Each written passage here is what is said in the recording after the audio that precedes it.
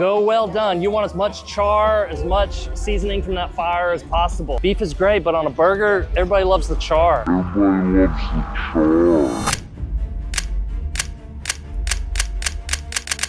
Happy birthday, America. I'm here to prove you wrong about well done burgers. July 4th, the July 4th is coming up and we're outside. I'm at home, my second home. I'm at work right now at the restaurant.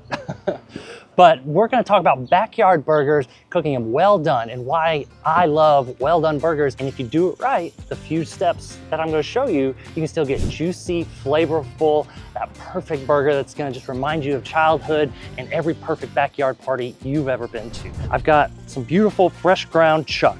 It's about 85% lean, 15% fat. And I like the fresh ground stuff, not the stuff in the tube, because it's still pretty loose. You can still get those layers, and that's gonna help us a little bit later. Before we do that, I'm gonna take 2 slices of white bread. I got 1.5 pounds, 2 pounds of chuck, and I'm gonna use about 2 slices of bread. I'm taking off the crust, and what we're doing is making a panade. All it is you mix some milk and some bread. I've got some whole milk and just some white bread. I'm taking the crust off because that doesn't absorb the milk as quickly and easily. Not a big deal, you can leave it in there, but I just like to make a nice consistent paste. And what we're doing, I'm gonna add about 1/4 cup of milk to this, just to nicely saturate that. And with this extra gluten and flour, the bread, the fat from the milk, we're gonna mix it into the meat, and it's gonna add a little bit more liquid, it's gonna add more fat, and it's fat that's gonna stay in the meat. It's gonna help it hold on to it and be nice and juicy. I just like to use my fingers in here, kind of mix it up, get a nice smooth paste. Because after this, we're gonna gently fold in the beef. So I'm gonna take my ground beef, I'm gonna lay it in there. I'm just gonna gently break it up. I'm trying to avoid squeezing it really hard between my fingers because I wanna keep all those caves, those little cracks in the burger once we form our patties. That's where the fat's gonna be stored, that's where the juice is gonna be stored. So I'm just kind of breaking this up, getting it ready. And to make this a barbecue burger, got brisket fat. This came from our briskets. Every time we cook briskets, of course, it keeps, rendering off a little bit of fat, and I like to save that for different recipes like this. And so I'm gonna scoop some of that up, about a couple tablespoons, 2 or 3 tablespoons. It adds more fat, but also adds just that smoky flavor. If you don't have brisket fat like this, bacon fat is great. You can, cook some bacon, enjoy some bacon as a pre-burger snack or put it on your burger later, and then save all that bacon fat and use that to mix in here as well. It's gonna add some excellent flavor, some extra fat that you want. The other thing we're gonna do is this is some of our dry rub we use at the restaurant, salt and pepper, some coarse black pepper and some table salt.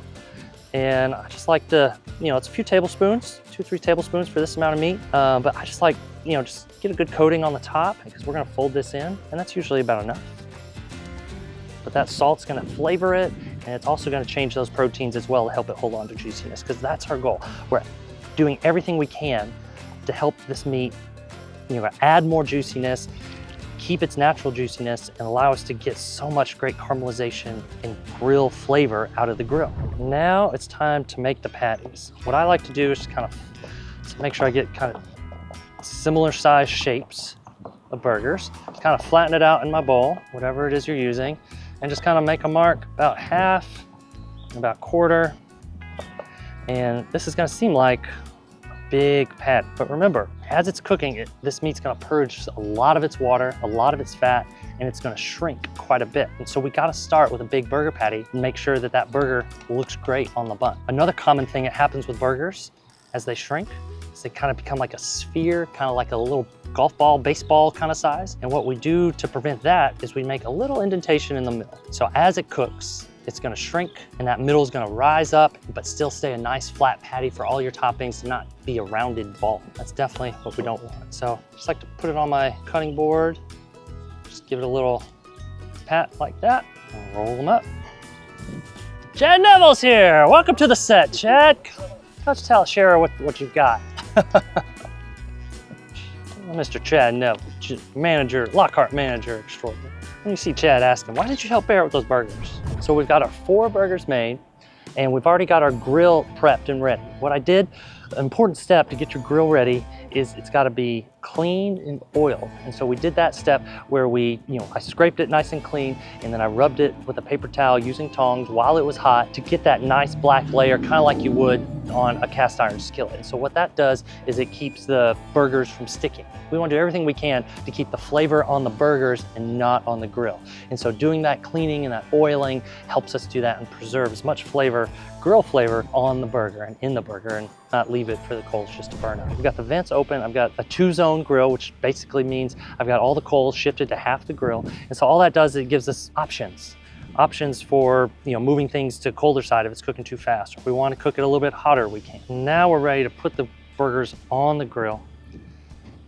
I like to do it with my hands, just get that last little bit of shape. I like to put it kind of right in the middle, right in between the hot and the not so hot spots. Listen to that sizzle. That's what we want. That's the flavor imparting itself onto the burger. We're gonna get some flames as that fat starts to melt, and that's gonna give it some super unique grill flavor as well. And remember, we're not worried about the internal temperature here. It's gonna get cooked to the safe temperature to eat, but we're not worried about getting a perfect color on the inside, because what we're going for is flavor. We want these burgers to taste awesome, and we don't want to be obsessed. We're building in some insurance, because these are party burgers. These are July 4th burgers. These are burgers that do for your kid's birthday party, do for July 4th, so you can hang out, drink a beer, enjoy the grill as it should be. All right, got those indentations in there, so as it shrinks, that middle is going to start to come up a little bit, and it should be a nice, flat, perfect burger, ready for all your condiments and your sauces. So we'll let these cook about 2 minutes per side, and we'll start checking, keep an eye on it. It's been about 2 minutes, and I'm starting to see the color change on the top. I've got a nice thin spatula, so that way I can get under there. I'm just not forcing it under there, because I don't want to scrape off any of the flavor and leave any of it on the grill. So I'm just kind of going around the edges, trying to help loosen it. And that might need a little bit more time to cook a little bit more and release from the grill. So I'm gonna move on to another one. Just loosen this one a little bit. I scraped a little bit and left a little bit on there, but got some nice grill start in there. We can flip it over again. Get some more flavor on there, need be. There we go. That's a good looking burger. Allow the burger to stay on there with enough time to develop this crust, this caramelization, whatever it is on there. I just know it tastes really good. It's nostalgic, it's flavorful. One of the best burgers I've ever had. So the burger patties have rested. I've got a nice high quality bun that's gonna absorb so much of these juices that are in here. There we go. That is the best one right there. Can't have burgers without a nice slice of American cheese. I mean, just opening it takes me back to my childhood. But that creaminess is gonna go just perfectly with that crustiness. The beautiful things in life are about contrast. That's no different in a burger. We got the soft bun, the charred beef, creamy cheese, but then we got the sharp onions, sour pickles, and I personally like to add a little bit of chili lime chicharrones on there, just some crunch and some acids. And it's just colorful and fun. It's just absolutely perfect. And then, of course, Norma Jean, my grandmother's barbecue sauce on there for the perfect final touch. Just a light drizzle, not a drowning in it. And there you go. You got contrasting color, texture, flavor.